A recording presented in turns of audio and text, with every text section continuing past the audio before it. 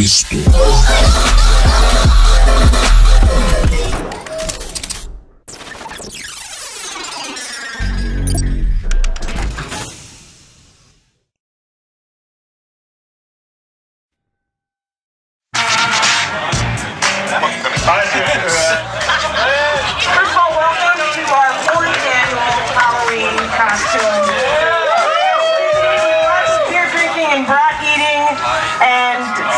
It's going to be great. I'm very happy with the way God of War 2 came out. Provided we hit our mark, I was pretty confident that our sales would be better than God of War 1, but I was rather skeptical that our reviews would be. God of War 2, I think at the end of the day, probably equaled, if not slightly exceeded the first, which I was not expecting, and it was quite satisfying. I can't believe I'm fucking doing this. I deserve this one then. This is the final chapter, so I think big goals for me are to finish this off in such a grand, epic fashion, something that is truly befitting of what we've done, what we've set up in 1 and 2. Alright, this is for revenge story. God of War 2 ended up being everything we ever hoped it would be, and probably a bit more. It got reviewed very well. I honestly feel like it was probably about as good a game as is likely to be made on the PS2, and I'm very proud that we managed to do that. One big family here at SCEA.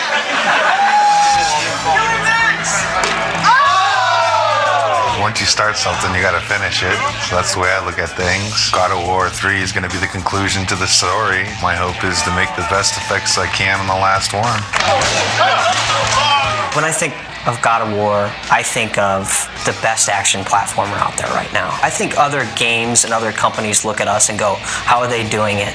How can we make it like them? And that's rad, because I've totally been at the company where we looked at that game and went, man, how do we do that, you know? My main hope is that it escapes the destiny of sequels as well as God of War 2 has escaped the destiny of sequels. I'm going to be satisfied if we tie it all up and we can kind of close the book. We're past the stage of figuring out what we want to do. We're now in the early phases of sorting out the how we're going to do it.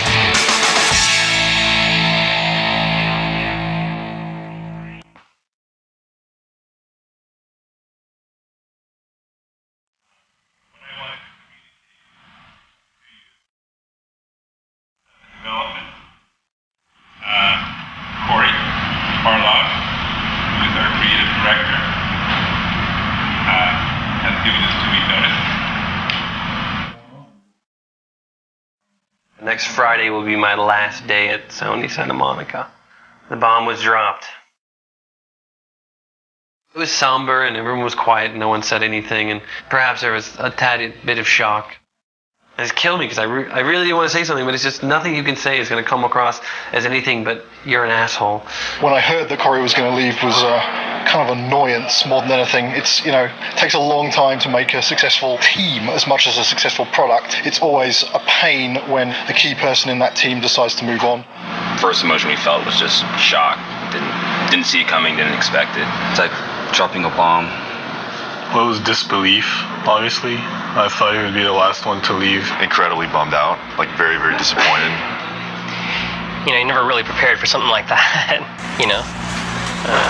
They don't warn you very well either, they just kind of spring it on you. It was kind of a bit of a shock. I never expected that Corey would leave the project, so. But once the initial shock died down, I couldn't help but being a little bit happy for him, so because he was getting to try new things. It kind of puts us in a little bit of turmoil for now, but I think we'll work it out. I'm glad he has the balls to stick to whatever it is that he wants, but I'm also a little pissed that he's leaving us in the lurch, just kind of like holding the bag. I mean, I know I want to be here. If he needs to be someplace else, that's what he's got to do. And I think it's better that it happened at this stage in the project than a year from now, obviously. It obviously is a very difficult choice and a difficult time and not a very happy choice to be making. But, you know, on the horizon, the doors are opening. Of course, it's hard to imagine someone stepping into Corey's shoes. He's He's amazing. Many people wondered whether we could do God of War 2 without David Jaffe, who did God of War 1, and I think we succeeded at that. I think we can succeed at creating a third version without Cory Barlog. I think it's kind of neat, actually. A different director for each chapter.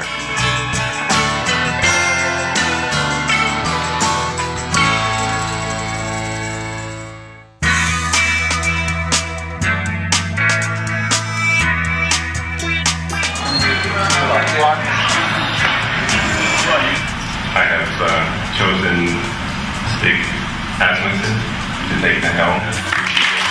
When I became director, there was a very warm response from the team. I got a lot of tons of support, and I mean, so far everybody's been super cool.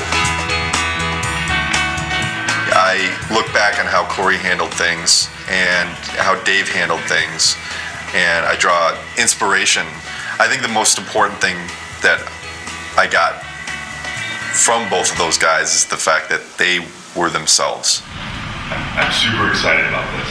You know, this team kicks ass, you know, and it's said a lot, but this type of situation, the kind of garbage that we've been going through in the last month, as far as I'm concerned, this team's second to none. But Stig is fucking amazing. Stig's a pretty good leader, I think mostly because you're probably afraid of him when you first meet him. The entire team really respects him. Everybody communicates well with him, and he's not unfair with any of his decision makings. From my perspective, he is much more easier to work with. He is much more structured and engineer friendly. One of my strengths is to try to lead by example. Hopefully that filters through to the rest of the team and they're able to approach their tasks with total excellence. All those leads from the last game, those key people, they're in place. And that's really where the personality of the studio comes from. That's where the drive of the team comes from, wanting to critique every element and make everything that's in the game the best that it can be. It really is driven from the leads and from the culture of this studio, and that has not changed even through the turnover. So working on the PS3 is very, very challenging. It's a lot of new technology and a lot of new techniques are required to make a game on the PS3, which means that we have to learn some completely new techniques for writing our game code. It's also a completely new graphics processor, so we have to learn about those graphics techniques and work out how we expose them to the artist in order to make the best possible art and give the game the look that the art team is interested in. We have a similar set of problems working with the designers. People's expectations for games on the PS3 are much higher. They want to see, more enemies and more complicated effects and more ragdoll physics on the characters and realistic looking reactions when you hit people. So yeah, there's a tremendous amount of challenge working on the PS3. God of War 2, the team was able to throw so many things into the game and get things up and running and finding out, is that fun or not? The hard transition for God of War 3 is getting all that to work again because we have so much new technology that has to be built. You know what I'm saying? Everybody has to relearn their own personal expectations and their limitations and how they're projecting their schedules and their tasks and things like that. Everybody's counted on everybody else to kind of make accurate predictions on what they can do. It's tough right now because everything's new. It's just so much more involved. That's very worrisome. When are we going to get to the point where we can say something's going to take 4 weeks to do and it's really going to take 4 weeks to do? It's understandable that nobody understands that right now. PlayStation 3, we're able to push a lot more polygons, a lot more texture resolution and detail, so things are hyper realistic. I mean, they're so realistic now that we can actually see pores on skin and hair and eyebrows and nose hairs. You can see everything. We have a lot of work ahead of us. Every character now is like taking 6 weeks, 8 weeks. At least 6 weeks. Yeah, to make one. It's not like before, it's like 5 days we can make one. For me, it's not knowing kind of where the limits are. You can make stuff look so super realistic now, and that takes a lot of time. Whereas before, we really had defined limits. Yeah, it's exponentially more complex. And the other big thing is, this is going to be our first PlayStation 3 game, and we're expected to be able to beat games that some studios have released 2, 3, even 4. Gamers are expecting us to have better technology, better art, better visuals, better gameplay. Across the board, they expect it to be better. And that's pretty intimidating in itself. We're going crazy with the detail. When it's done, I think it's going to look incredible. You're going to see Kratos do a lot more subtle movement, more facial animation, things that the human eye just usually takes for granted, but now we can include all those things. The things that we can actually accomplish are starting to now really become things that are only limited by our imagination. With the new hardware and the new system, we're able to kind of start pushing the player experience and creating like a much more kind of cohesive world. And like, the Titan before used to be in a cinematic, and now you're actually like running on the damn thing. So it's like, whoa, we're getting there. Titans, we've never done anything like that. They're pretty crazy. It's insane. The fact that you're going to be able to run around this like moving character, and it's basically a moving level. It's pretty insane. From a programming perspective, they're a big challenge. We designed all of our animation systems and everything to deal with a roughly 2 meter high character. Exactly. Where, if his little finger twitches slightly, there's not too much of a big deal. Exactly. But when your character's like 2 kilometers high, then a little twitch in the finger suddenly becomes like a really big deal. The very first moment those were mentioned, I was like, oh Jesus, this is going to be a big problem. Yes. But hey, I mean, it wouldn't be God of War if we didn't try something we didn't think we could do when we started. Because I'm very proud of this game and you guys, I've invited a storyteller friend of mine to come in our walkabout. So Stan Lee is going to join us today and check out your work. This is such a cool time to be just walking around the studio and looking at things as they're coming online. Every month, we do a walkabout, and it's largely for the team to kind of, review each other's work and, and really compliment each other. It's a big studio now. There's like 80 people here, and really it's impossible to keep on top of everything that any given part of the group has been working on. It's an opportunity for everyone to see what cool stuff has been going on in the studio. It's a good way of making everyone realize that they're part of a big machine at this point. Plus, everything looks better after you had a couple beers, so it helps to make your stuff look better. These are all Olympus, the gods, and they're all bad. All the gods are bad except this guy who's tormented. Yes, he's great. His line is, in the end, there will only be chaos. And then the next game you do is called Chaos. That's a great sequel. There you go. Zeus's brother Poseidon. Terrific drawings. Hera. Yeah. I love to write dialogue. Maybe we could try something new. A video game with lots of dialogue. I'm sure it would sell like a bomb. And I love the way this hand is there. Oh, God. Oh, yeah, and then when he moves the hand, we'll like make that to kind of get destroyed a little bit and get all kinds of dust flying off of it. This is one of the best things I've ever seen. Cool. That is beautiful.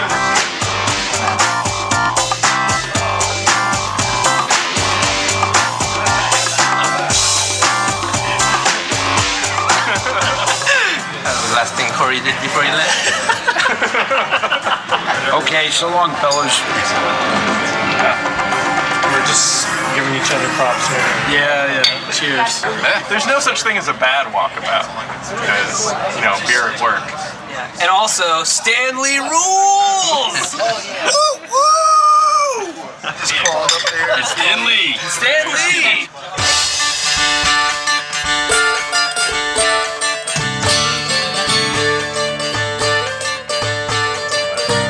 I'm fine with this as long as we make it seem like it's in-game as much as possible. I'm still learning every single day, and I imagine that process won't ever end. And there's so many things that you can learn from every individual on this team.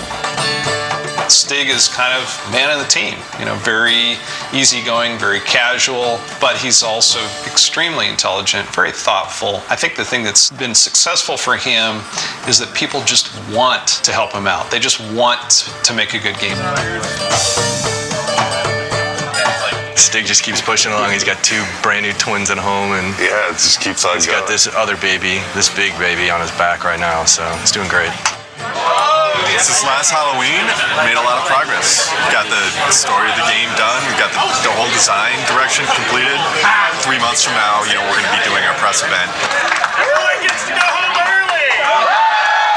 The first couple times when Stig addressed the team, it was so clear how nervous he was. He would kind of stumble on his words, and he'd literally, turn red, like a stoplight. It was really kind of endearing. But then to watch him sort of evolve, and honestly, I think I was a little bit concerned Our game director is our public face. And we actually gave him, some media training. And Stig actually asking people, he says, honestly, I don't want to think about all this stuff. I just want to be myself. Is that okay? And they said, you know what? Absolutely. That looks good. Oh, wow. That's how tall Kratos is. He's probably closer to the size of this guy. Will is our stand-in Kratos when Kratos isn't here. I'm about as close as you can get. We picked the venue and the location for the spot, and we brought all the media here. We have something like 60 people here from the media. I can't wait for them to see the actual gameplay. These guys are going to be thrilled. Love Kratos. Kratos is hot. Be nice to see if he ends up a god or destroying Olympus. I do love the violence as well. The women are very beautiful in the game as well. I can't wait to see what new characters they've brought to us, what new enemies, and I'm really excited. I also want the sizzle, Maybe we can just focus it in a little bit more. We can play with that a little bit. Yeah.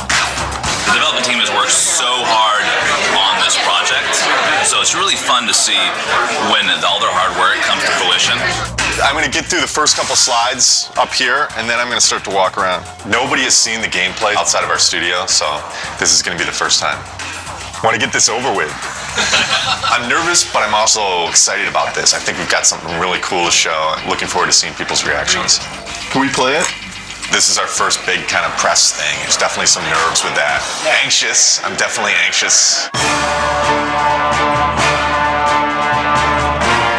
The best thing that could happen today is people think it's awesome.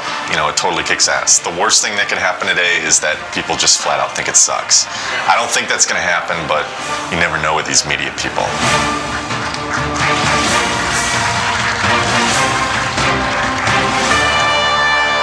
What is the vision for God of War 3? We want to define this generation with this game. We're going to take a close look at him. I'll talk about some of the features that we're using on him. Here he is. We've got blended normal maps on him right now, so you can see the realistic muscle flexing. I would imagine that we've got one of the most advanced systems for that in the industry right now. The battle's in full swing. The god Helios is in battle with a massive titan. And Kratos is going to launch into battle and start doing some damage on the grunts here. Now, Todd can easily just grab one of the grunts by pressing circle, and if he continues pressing circle, he can beat the crap out of him. But if he presses triangle, then he can rip them apart. If he presses X, then he can throw them. And one more move, square, uses it as a battering ram, and then he can take it, mash circle, smash his head against the wall. And all these moves are interchangeable. Meet our latest AI, the Chimera. Part snake, part goat, part lion. Todd has just unleashed the cestus on him, and you can see it's a brawling weapon.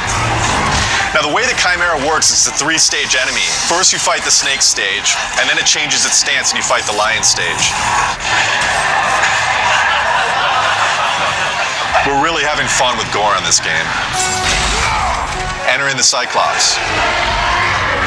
Every action that the Cyclops makes is a direct reaction from the pain that Kratos is inflicting on him.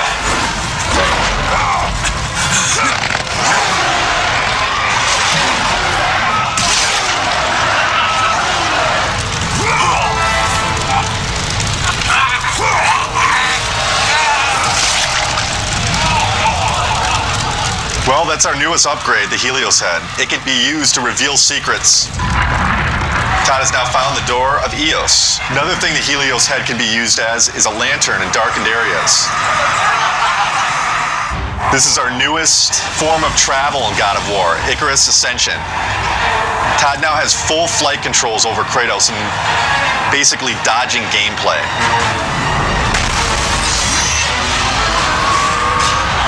That's it. Oh my god, it's fantastic. It was great. It was phenomenal. I mean, I thought that I had a concept of what it would be like, but this pretty much blew everything completely out of the water. We're putting a lot into this game. I said I think this game needs to be a defining game for this generation, and I truly believe it will be. I can't comment on what the future holds for the series because, I'm focused on God of War 3 right now, but this is God of War this is it. This is the end of the story. We got a lot of work to do, so there's no time for relaxing, that's for sure. E3 is obviously a big thing. We got to get this playable to the public, what we just showed on the demo here. We're in pretty good shape for that, but we got to get the game done. We still got a lot of work left to do.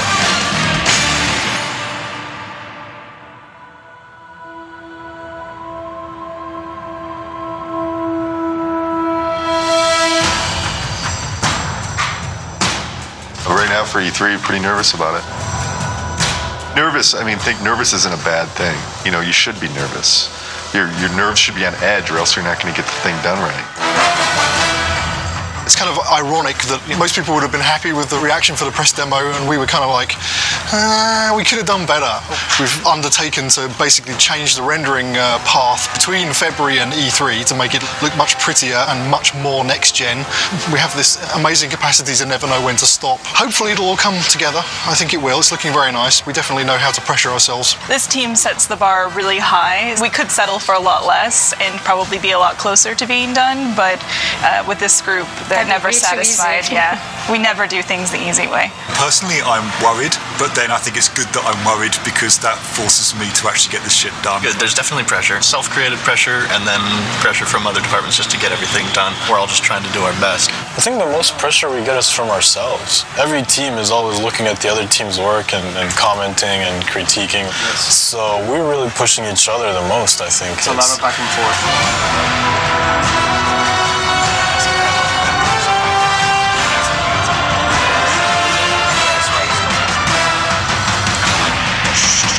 The following week, it's absolutely nothing moves because we're going to need to take every freaking second to make sure it's stable, and we are at frame rate.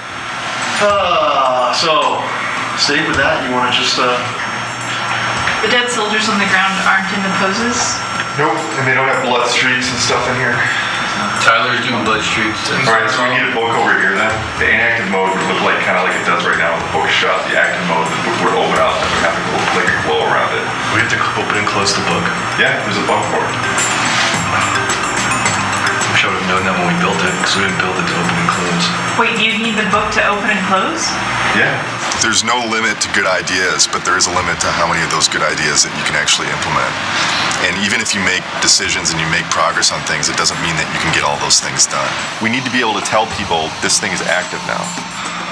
Can we remove it for E3? Are you serious? No, I'm not. I mean, there's a lot of other shit here to get done besides getting a book to have in an active states. Let's say we don't do the open and close for E3. It would just have a glow effect and a light that comes with it, and that's it. Do we just put a sparkle on it then? Absolutely have any compromise for the schedule right now. I have to trust production, and I have to trust the fact that they're telling me that we can't get things done. So I feel like there's little things that have been compromised. I don't know that the player's going to necessarily miss them, but I sure am. It's part of making games. You don't always get what you want. This seems like harder than the last time I played it. We have to keep in mind that somebody from the street is going to be playing those harpies. And I don't know. The way it looks right now, on 3 tries, people will throw down the controller. The stuff we just went through, pretty rough. It's a little frustrating from the respect that it's been kind of at this state for a long time now. Kind of wondering when it's going to get fixed. The struggle or the challenge. If it doesn't get fixed this week, we're screwed. This is sprint week, meaning we're making a big push this week to get a lot of work done and make some headway going into E3. As far as crunch goes, we're not going to call it crunch anymore. We're going to call it a sprint, and then everything will be fine. So as long as we do that. Change the name, it'll all be fine. Tonight's the first night of crunch. Yeah. Yeah, so... We don't like the euphemism sprint. Fuck.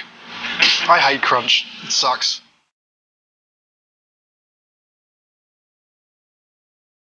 Right now, I'm creating a new build, and hopefully that will enable the rest of the studio to then continue working on the awesome content that they're creating for E3. They're definitely waiting on me. Definitely. As far as my end, I feel I'm okay, but then at the same time, I kind of feel like I'm waiting on technology a little bit to kind of come online. We just have a ton of bugs to fix. We're getting new technology right now, and the lighting's kind of broken, fog's kind of broken, so we're just trying to kind of survive, fix all our bugs, and get all of our tech in place so we can get this thing done. You're sprinting now. Yeah. Tonight's the first time the team has worked together as one, and there's a certain kind of level of excitement that goes into it and dread because we're still working, but it's a fun group to be with, and we're trying to get stuff done. You know, we can only do so much, right? And we'll just try to do as much as possible, as quickly as possible, and that's it. Hopefully we end up with something pretty cool, though. This is the biggest E3 we'll ever have. Everybody wants to still see if Santa Monica still has it.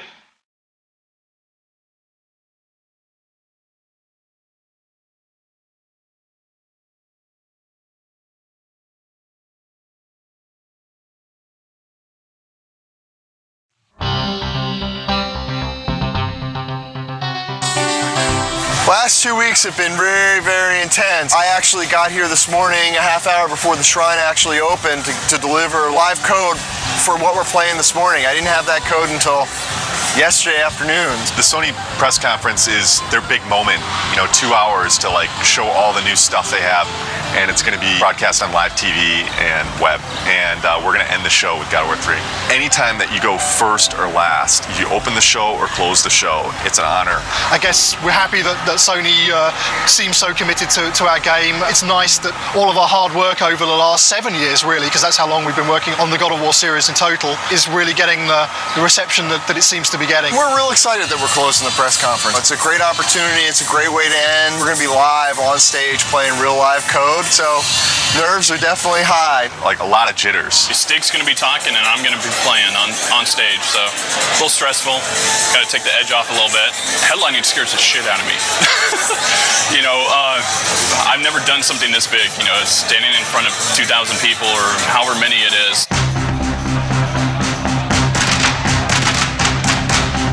This is one of the most eagerly anticipated games of this generation.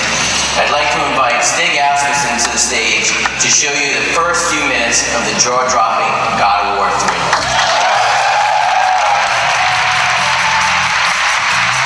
We at Sony Santa Monica Studios are excited to be able to present this live demo of God of War 3. God of War 3 is the final chapter in our fantasy trilogy based on the dark side of Greek mythology. Now our design director Todd will take point on the controls and we'll get into our demo.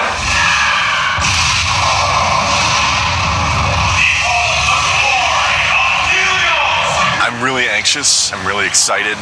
This is a really important moment for the team. It's important for the game. I hope that we make the impression that we always strive for.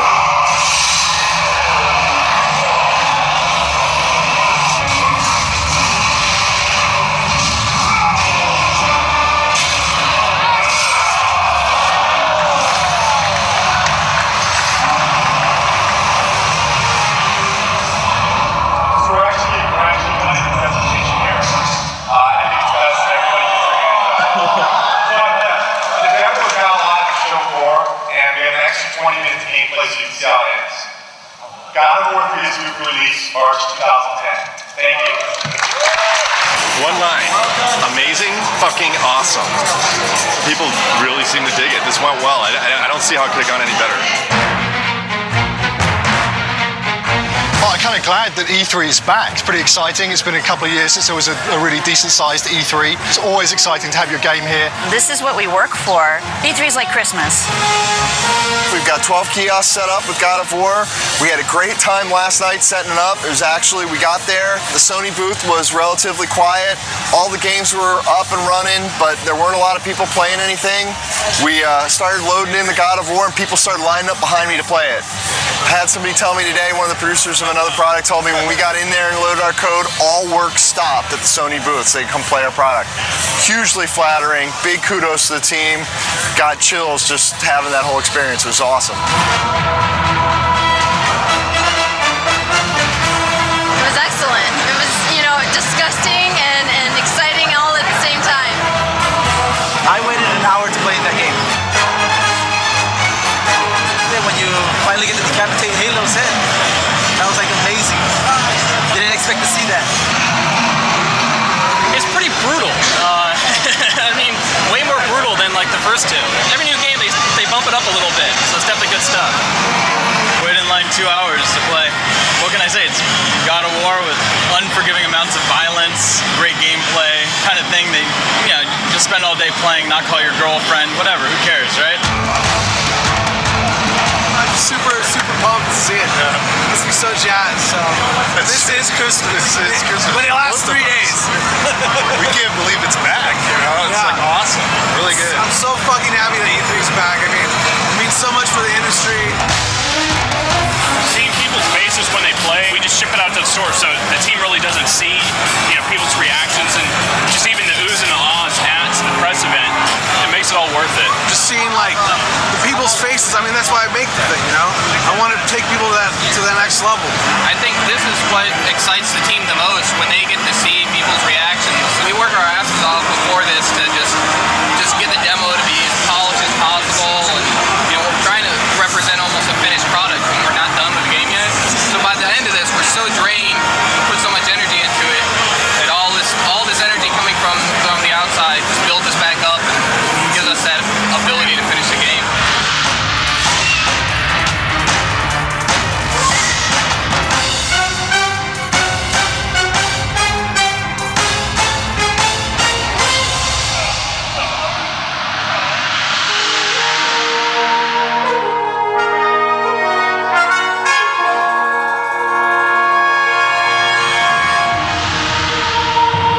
E3 was a huge milestone for us. A lot of publicity, a lot of great feedback and great exposure. E3 was awesome. I have to say it went very well. Seeing all the fans and watching everybody play totally put us in a different mindset coming back from that. You really get locked up and don't really see people's reactions working on something for so long, and going and seeing people line up for your game, that's more than you could ever want, you know? It just kind of invigorates the whole team into coming back and working on something and wanting to put your heart into it and making it even better. I think we did a good job with it at E3, and that shouldn't be our high point. That should be like our midpoint. Alpha is when the whole game from start to finish needs to be in one bag. It can have placeholder assets, but you can fly basically through the whole game or walk through the whole game, and everything's represented in approximately the way that it will ship with. Yeah, so ideally by Alpha we shouldn't go, oh hey, we need that extra bad guy, or hey, we're going to add a new boss. Which we've done on other games, so. But ideally on God of War 3, you know, Alpha will be, okay, all of our pieces are in. And then after Alpha becomes Beta, and Beta is basically art lock. I want to make sure that when I'm playing the game, I've got a smile on my face. You know, I've played God of War for the last 6 or 7 years of my life now. As long as I'm got a smile on my face, I think there's a good chance that that's going to translate over to the fans. If you kind of take a look at this here, you can see this character that's the size of the Sears Tower, roughly. It's about 1,500 feet tall. It's a different kind of boss battle. Kronos is more than Gaia, is more fully alive, and you're more fighting on a character that's moving around. So this has been very tedious and challenging and time-consuming to put this together, but I think at the end it'll definitely be worth it, and people will feel like they're playing something they never played before.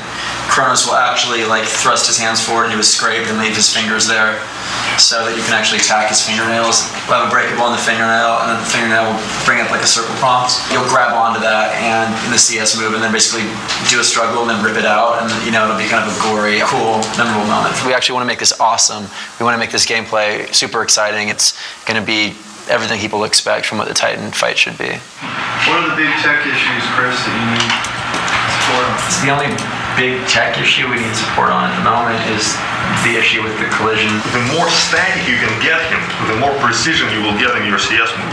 The problem is that since it's a skin collision, the skin itself is not just a non-deformable object that you can rely on to not have change from one frame to the other. That's the biggest issue we can have. What we're doing hasn't really ever been done before, and so a lot of what we're running into are issues with trying to make it as exciting as possible, but working within the technical constraints that we have and in the time frame that we have. I would say that the rewrite of skin collision is turning into a very unrealistic proposition to get it finished before Alpha. Time is the biggest fun killer usually as far as developing. It's where you come up with the most exciting scenarios, but do we have the time to put it together? Fabrice and I will need to take a look at what is going on and what's fixable and what is not, and what we will have to design around. With Kronos, the whole is greater than the sum of its parts, and when you see it all together in the finished product with all the polish, I think it's going to be one of the most memorable experiences in gaming history.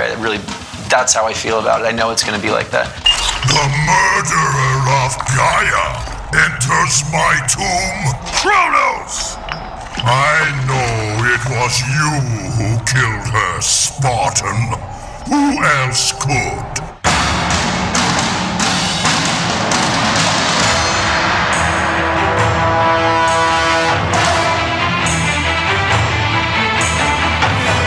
About a month back, maybe 6 weeks back after Alpha, we were looking at the end of the game and we felt like there was a lot of fighting and it didn't really tie into the story.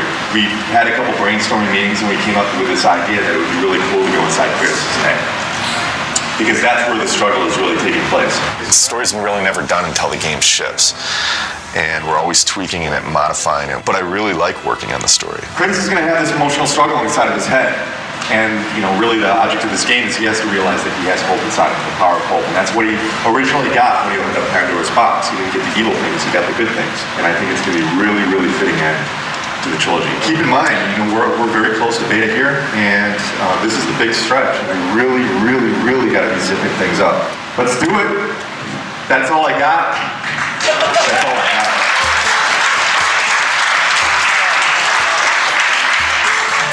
This is the third Halloween. I think for many it's probably a big relief. We're less than 3 months away from being done. It's been 2+ years. It's been an incredible journey. We've overcome so many pitfalls along the way with change of personnel, project redesigns. Despite all that, we've managed to continue to elevate and continue to push ourselves and continue to make the best products we as a team can do. And I think God of War 3 is living up to that. Complete the third one's pretty amazing. We always tried to hit the highest mark we possibly could, and I think we've done it once again with this one. So we're gonna have to wait and see what the fans think, but I have really, really high hopes. Completing a trilogy is something I never did in my life, you know, and completing something like this is very special, you know, something that means a lot to me. Sentimental moment. This is truly one of the best teams I've ever worked with. I mean, across the board. I've worked with teams that were really strong on the art side, or really strong on design, or really strong on technology, but this is the only team I worked with that fires on all cylinders. The team faced a lot of challenges. The interesting thing is that this team has always faced challenges, and it sounds kind of cliche, but they're really good at facing challenges. Yeah, I agree 100%. You know, I mean, we've discussed a lot. Obviously, we've gone through a lot of different changes, and the team always, I mean, you can't put it any better, but they always rise to the challenge. We really sat down and like focused what we wanted to, you know, make good, and whatever wasn't working, we just kind of threw out the door and said, this is what we want, and that's what everybody focused on and made good. Fans are going to be blown away. We're still getting surprised as far as how good things look. The game's awesome. It's gonna be good. Been working with Kratos almost 7 years. I've learned a lot. He's taught me a lot. We've had some good times, but it's time for him to go to bed for a little while.